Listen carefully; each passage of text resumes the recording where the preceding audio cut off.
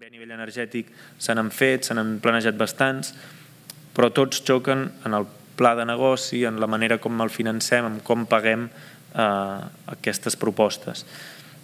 Llavors, en aquest sentit, treballem també amb un equip d'economistes que el que estan plantejant són diferents opcions de finançació, des del 100% pel propietari fins a qüestions d'avals públics o de subvencions públiques, i que en cada cas particular aquesta revalorització que s'espera de la vivenda, i que és una de les parts que serveix per finançar tota l'operació, la capturaria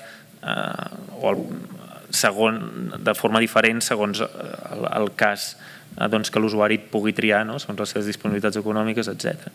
I també, finalment, i que és una preocupació compartida de l'àrea i dels municipis, el tema de la pobresa energètica, creiem que la solució estructural, la solució definitiva a la pobresa energètica, evidentment, és que els nostres edificis no consumeixin. Si no hi ha consum, si no hi ha demanda, la vulnerabilitat es redueix de forma molt important.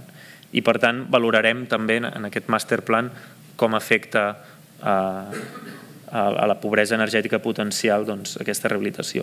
I, finalment, el tema de la replicació. Aquí és un treball sobre teixits morfològics a l'àrea metropolitana.